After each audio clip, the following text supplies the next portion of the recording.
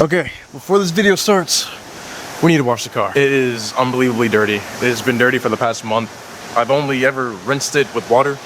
I have not taken soap to this, so we're gonna wash the car real quick, and then we're gonna go to a spot, and then we'll show you guys the entire build.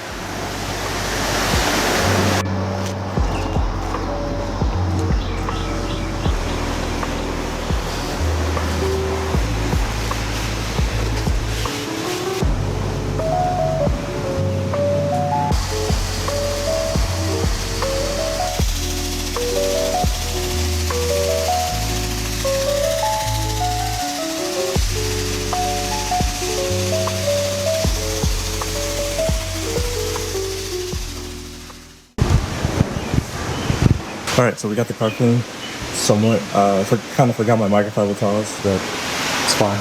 This will do for right now. But we're about to head to a spot I know I will not get disturbed, because that is my, like, I wouldn't say worst fear. It's just like, it's a pet peeve. It's a pet peeve of mine when I get disturbed, like trying to record stuff. But yeah, we're about to go take this thing, drive it. That's how we're gonna dry it, just by driving, because I forgot my towels. But yeah. We're gonna mob this shit probably like 10 minutes. And then yeah, I'm gonna go over pretty much The entire build list for this car, because I get a lot of questions on things like, where's my body kit from, spec of wheels, what's my suspension setup.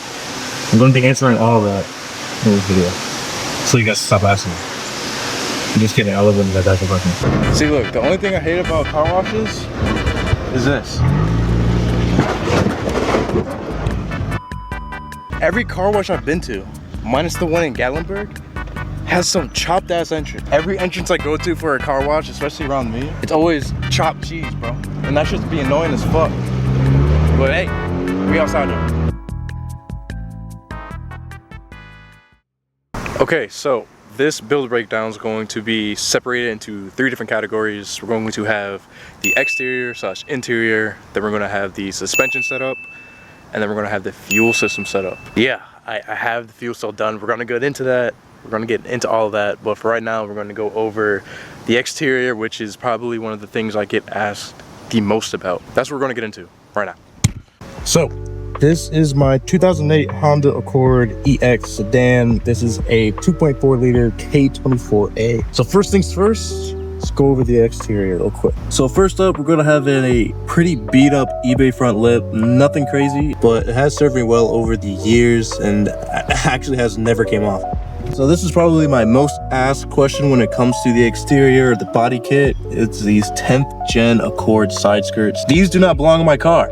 I made them fit, and as you can see, there's screws everywhere, but there's a reason for that. You guys don't know, 10th gen Accord side skirts, this little lip here actually comes out. So before I had this, it was just a little hole right here, leading all the way to the back. I didn't want that, so I was like, you know what, screw it. Just put a screw in there, and it's worked ever since. Like, none of these screws have ever popped out. Then we have another screw back here just to make sure that it's to come back on the back. It does look a little ugly, but it's fine. It's fine, don't worry about it. And then up front, the reason why we have the screw here, spring trick. We actually have a spring back there. So when I turn, without actually buckling the fenders. Now, the reason why I wanted to do the 10th gen skirts instead of the normal 8th gen skirts was because I like the way these look more. They are much more aggressive looking, and they do flow with the body kit I already have on it that is actually meant for the 8th gen Accord. So that lip and the rear lip, which we're going to get into, actually it flows with the side skirts. That's why I did it personally. And also because everybody else has the side skirts that I did want. But I was like, you know what, let me try something different. Let me try something new. Now, I'm not the first person to do it. I do want to shout out Stony 8th Gen, because he's the guy who I actually saw first on TikTok do this. If it wasn't for him, I probably wouldn't have even tried it, but I gave it a go, and it looks fucking sick. This is what I mean by it kind of flows well. So from the lip, see this section right here kind of flows right into the side skirt piece, right? And then when we go all the way down, it flares upward to the rear lip. So this is, I believe, a Mugen rear lip. I got this off of eBay for like 200 bucks. This is actually a new lip, and yeah, the paint's chipping already. I didn't do too good of a job. It was temporary, but all this will be fixed up soon. Now for the headlights and taillights, I am running OEM clears. Now these clears are actually really simple to make. I just cut the OEM lens off, took out all the red, and then just kind of glued it back on. No baking needed. I didn't want to bake it. I just said, you know what, let me just cut it. It'll be easier and it'll be more precise, in my opinion, because I knew I wouldn't break it. But yes, that's a crack you see. I was in a hailstorm. Now, with the headlights, I actually get this question a lot as well. What strobes do I have? So if you turn on my lights, I don't know if you'll be able to see it, but I have Form 33 purple strobing lights. These are in my parking light, so these are constantly on whenever I turn my headlights on. So no, I can't switch the mode, but I do fuck with these because not a lot of people have purple strobe lights. Next, we're gonna have the interior of the car, which is something I'm still working on trying to fix, but I'll still give you guys a little tour. One of the biggest questions I get about my interior is the dash mat. The dash mat is actually from a brand called Smart Crew. If you guys want to go check them out, I'll leave their website in the description below. I freaking love this brand. There are so many different colors you can choose from.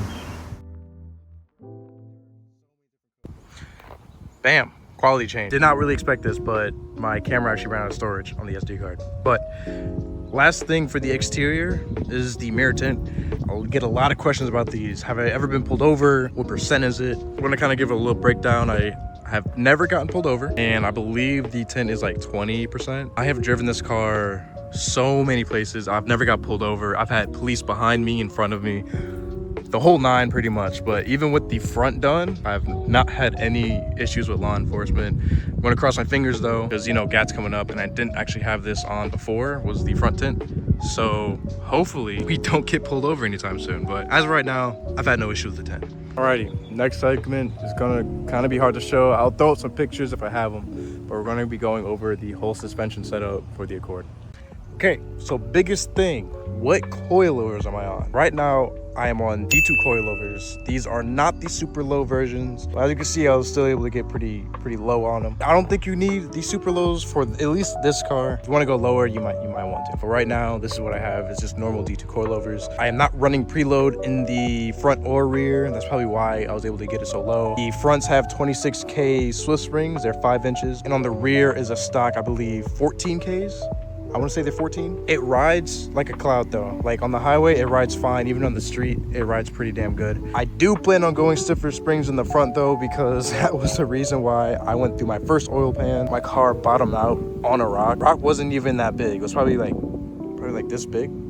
The way that the road was set up, I went down and I hit the rock. And then boom, there's a hole. Yeah, D2 coils with 26K up front and 14K in the rear. Okay, so next thing is we're going to be talking about the whole camber setup. Let's start off with the front. We actually do have shortened and tilted spindles up front, but the issue is that the spindle is actually hitting my strut right now. So I have it maxed at like -9, 9.5, so I wasn't even able to hit double digits, which is fine. We have a very crucial part coming that will make me able to match the rear. And right now, the rear sits at -17.5, and that's just arms. So pretty much all I have in the rear are SPC arms. If you're going to camber these cars, get all 3 arms. So what that happens is you need to be able to have adjustable on all 3, so you're able to adjust the camber, caster, and toe, because those things are gonna make or break your tires pretty much. If you don't have enough toe, if your shit's in, it's gonna drive like shit, and you're gonna go through tires like a bitch. Always get all your arms, always.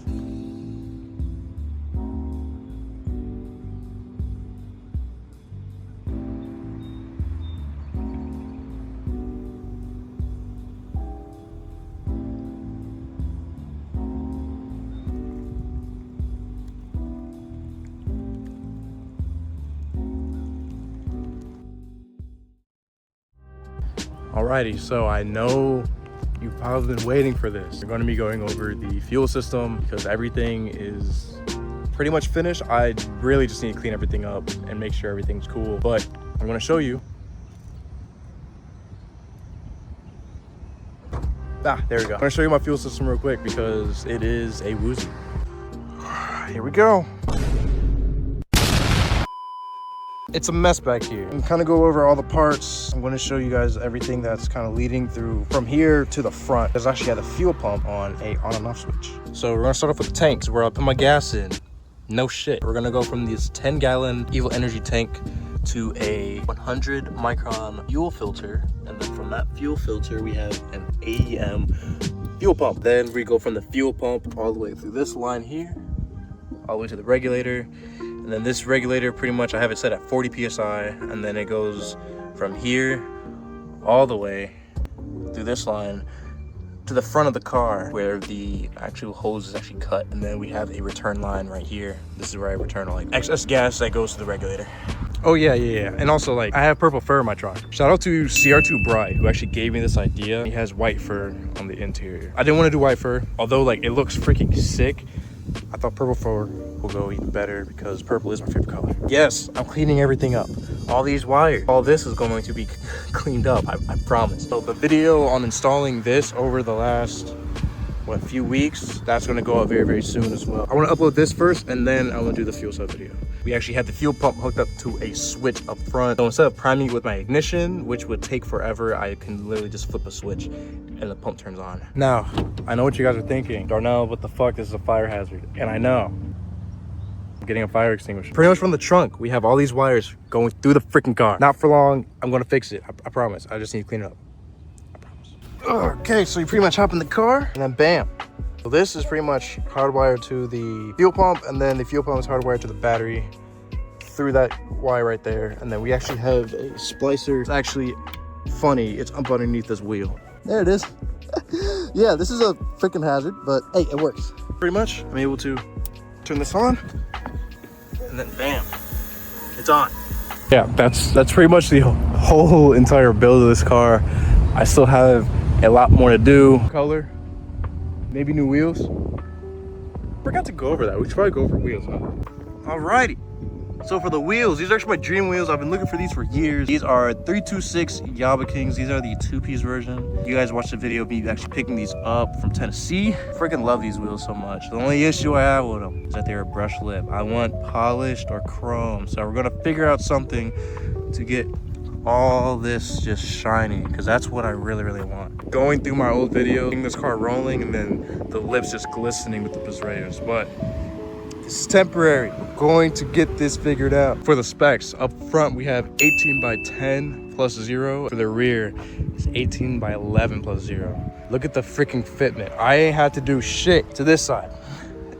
Yes, I have rust, but it's fine. But literally, fitment's tight. We have fitment rash, but that's fine. And then for the front, I didn't even roll these fenders.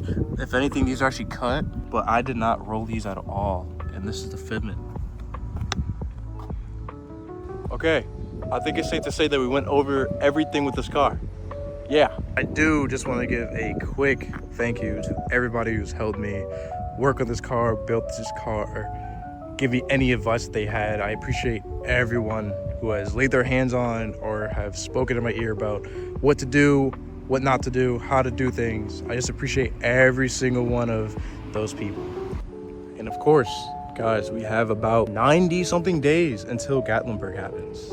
So that's only a few weekends left, and we're going to be mobbing in the fucking mountains. I'm so fucking excited. That being said, this car is nowhere near complete. It's gonna have a completely different look in the next few months.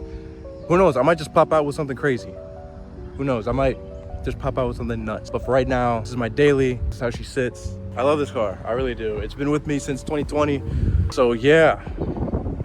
Man, this car actually doesn't look that bad. I'm matching front tilt because that should be pissing me off sometimes. I'll be seeing rollers and I'm like, damn, why does it look like I have zero tilt in the front? But hey, we outside though. Once again, I appreciate everybody who has helped me with this car. You guys are fucking amazing. To all the homies, just everybody really. You guys are the reason why I keep doing this shit.